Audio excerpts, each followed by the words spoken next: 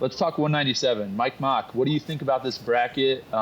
You were 97 national champ, so you know what this weight class is like. Any guys stand out to you? I think even though Cardenas has beaten Buchanan, I think Buchanan's been consistent. I think what you see from him is consistently the same. You know what I mean? I don't think I've seen a huge drop-off performance-wise, match to match. I think the same Buchanan shows up pretty much every time. Whether he wins or loses, he's only lost – how many matches has he lost this year? Just one. Just one, so he's pretty consistent. And I think Barr has looked great this year too. And so the fact that he beat Barr I thought was impressive. And then I also think Cardenas has looked very tough. He won Vegas, and he was pretty controlled in all of his wins. And then but you know who I would love to see have a really great tournament? Double bird. Ferrari. You guys forgot Ferrari. Yeah, so honestly, I was going to say Michael Beard, but AJ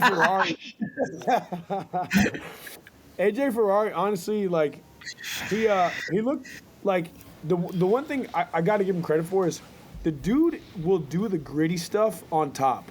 Like, when it comes to the mat, he'll do as many mat returns as he needs to. You know what I'm saying? And I think, honestly, that's, like, been a big difference maker for him against his ranked opponents. When I think about the year he won NCAAs, he wrestled the Pitt kid, Bonacorsi, right, in the final. Yeah. He ended up winning the national title the next year. But he beat him, and I think it's because he spent – when he got on top, Bonacorsi took, honestly, a good amount of time to get off bottom, and he spent a majority of the time on the mat. Like, Ferrari did a good job riding him. And you think about guys who are super offensive and really good on their feet. If you keep them on the mat majority of the match, it's like a game of possession. It's like you don't get as much time on your feet, so which means you're going to have a lot less opportunities. And I think that's how he beat Miles when Miles bumped up to 97. It wasn't even a neutral match. It came down to how long Ferrari rode him out the whole match to keep it away from that neutral battle when Miles was a little undersized and he just kind of could be on top of him and for most of the match. I wrestled Ferrari at Olympic trials. I beat him first round 21, and his hand fight, I didn't feel like he was super strong. I felt stronger than him, and so like I think positionally was a lot more like fundamentally sound than he was and stuff like that, and controlled the inside pretty much the whole match. But the two things that I'll give him is very flexible. So it's like just different. It's just a different feel. And then I didn't wrestle him in folk style, so I don't know what he feels like on top. But I will say he's just very flexible, so he can give guys fits defensively, and then he just looks like he'll ride you. He'll do whatever he's got to do to just be tough on top. So I'll give him credit there. And then Michael Beard has only lost one match, and that was to Barr. And honestly, I mean, Michael Beard. You can talk on what you think about Mike Beard and stuff like that. But I mean, honestly, a great wrestling talent, has a great feel. Really nice single leg. I enjoy training with him. And I think with Mike, this is, I've only been here this going on like a year and a half now, so almost 2 years. And so I was with him for last year's NCAA tournament. But this year, he just seems more lax going into the tournament than he has in years past. And it's just kind of like, I've already All-American twice. Like, what am I going to aim for a third one? I might as well just go ahead and try and win the whole thing this time. You know what I mean? And so he's got this, like, relaxed, controlled demeanor that I feel like comes across as, like, he's actually looking forward to it, which I feel like is unique for him. Yeah, that's good to hear. I feel like Beard, talent-wise, I've wrestled Beard a lot, and from his time at Penn State. And talent-wise, he's probably one of the best guys I've ever competed with in training and in practice. He's had really good results, but I think that what held him back is definitely being a little tense and a little tight in the big moments. And so to hear that makes me excited to watch him at this tournament, because I feel like, that kind of has been his biggest, negative kind of going into competition, is he doesn't really compete as well as he should. And from what I've seen in practice. So that's definitely exciting. There are tons of exciting, I'm looking at this weight right now, and there's so many exciting, cool storylines and matchup. You'll have Luke Serber, who's super dangerous, probably meeting he'll be hitting Bronigal in the round of 16, and then the quarters, Cardenius potentially. We have Stephen Little and Mike Beard matching up in the second round. Winner probably getting Josh Barr. And then something I think is really interesting, AJ Ferrari here at the 3 seed will be hitting Glazer in the second round, which they are the ones that's where the splits to the double bird originated, is from that match. So they're going to probably get a rematch there. Wow. Yeah. Wow. That's so true. I didn't even think about that. Yeah. I wonder if he'll pull it out, if he gets the dub in the round of 16 there. Yeah, because they had a close match, didn't they? Overtime. It was overtime. Yeah. Yeah. So. But what ended up happening in that match actually is So AJ beat him in overtime, and then did the splits to the double birds, but then they disqualified him. So it was actually Glazer won technically, but he didn't win. So. Oh man. And then in addition to that, we were talking about teammates, wrestling each other, but we have Luke Stout and Max Stout, who are brothers. That's that if they win their first round match, they're going to wrestle. What would you do? I mean, that's so crazy. Wait, first round? No, second round. If they both win, they'll second. Wrestle. Yeah. Yeah. That's insane. They're both probably going to win. They're both seated higher. Oh, man. Yeah, what would you do? You can't make it easier and be like, oh, we're on the separate sides of the bracket. We just got to do what we got to do, and if we got to wrestle, let's do it. But second round, that changes both brothers' trajectory of the tournament. One, you get to this quarters, and it's a much easier way to All-American. The other is right. You just gotta go through the ringer back wrestle back through the ringer. Yeah, it's insane. I feel like I would I guess it's wrestling, right? I don't know. I would have a hard time with that. I feel like if I had to wrestle with my brother, I would almost not want to do it, right? Yeah. So, I don't have a brother, so I don't know. That's a weird thing. You don't have a brother either, do you, Bo? I don't know. I would rather not do it. I do. And he's a redshirt sophomore at NC State wrestling for them at 197. Wow. But, so you could sub in right now and wrestle him. But I would rather not do it, but I also am the type of dude that I'd probably be texting dude, I'm about to smack you. I'm about to break off your route too, dog. You know what I mean? Yeah, play you get super mean out there. You're just cross facing him and shoving his head in the mat.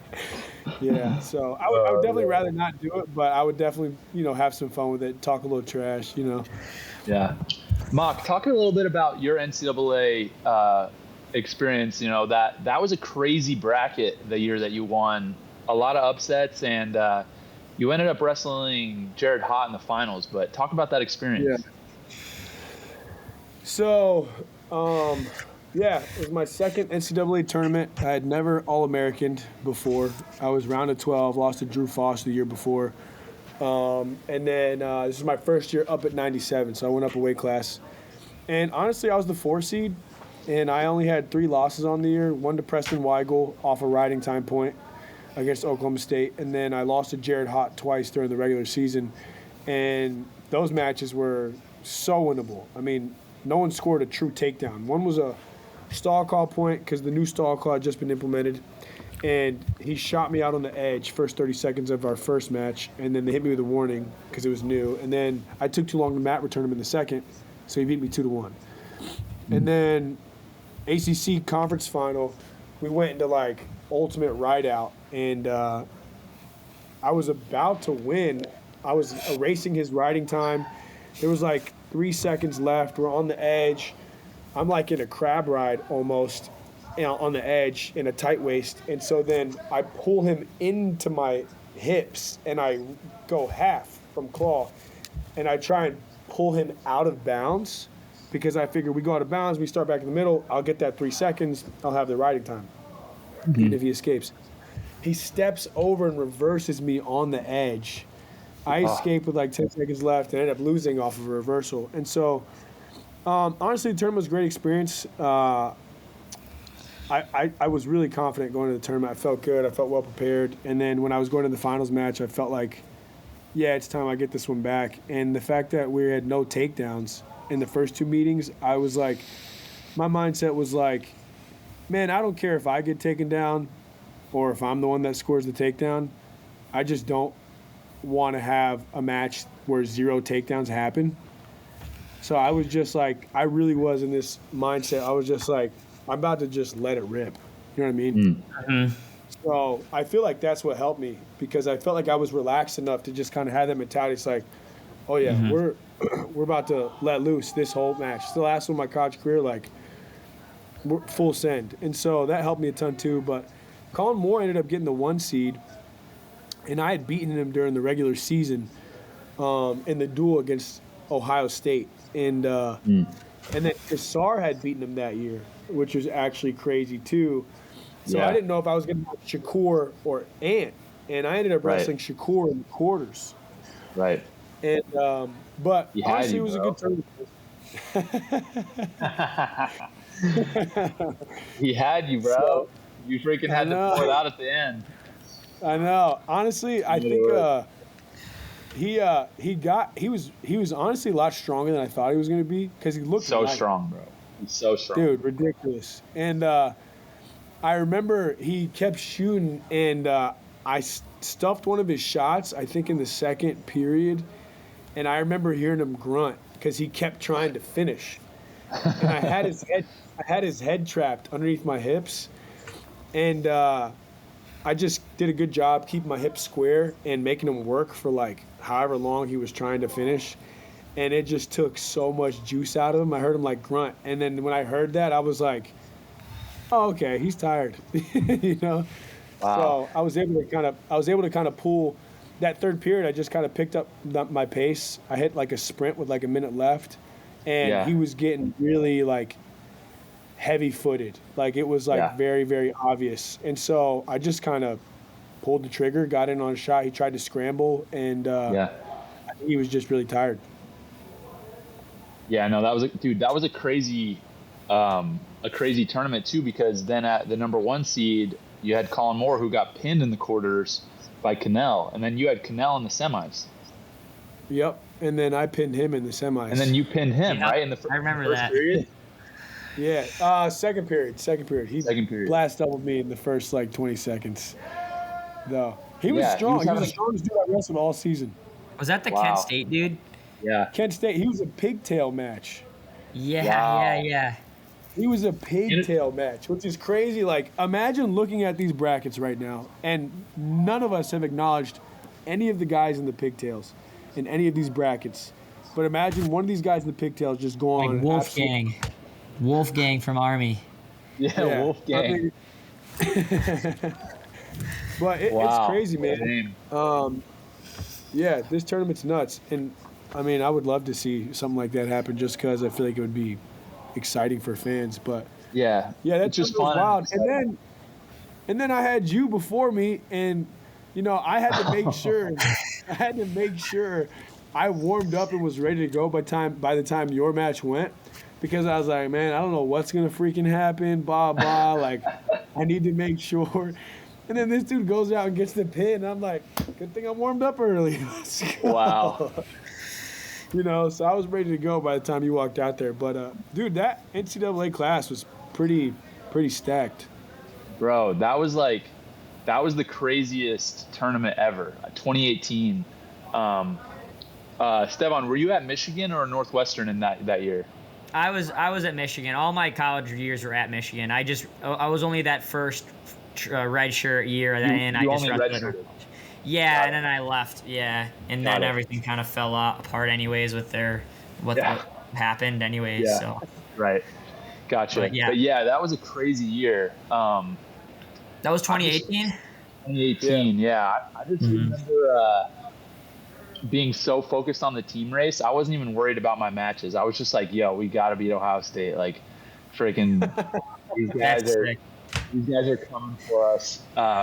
And their team was so stacked, bro. So they had Listen to this team from top to bottom. Nate Tomasello. Who do they have at 30? Luke Pletcher. Joey McKenna. Keyshawn Hayes. Oh, God. Micah Jordan. At 65, they had the kid from Pittsburgh, Campbell, Tayshaun Campbell, who was All-American, I think. Bo Jordan, Miles, Colin Moore, and then Kyle Snyder, bro. That's like the craziest. That's such a crazy team.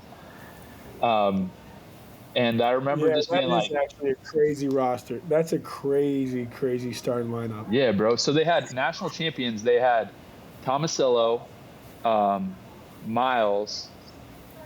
They had Kyle, and then they had. We'll count Colin because he got screwed with the COVID year, but he did. Yeah. Him, and then finalists, they had McKenna, they had Bo Jordan. I mean, they had Micah Jordan, who was always up there. Like, dude, that team was stacked.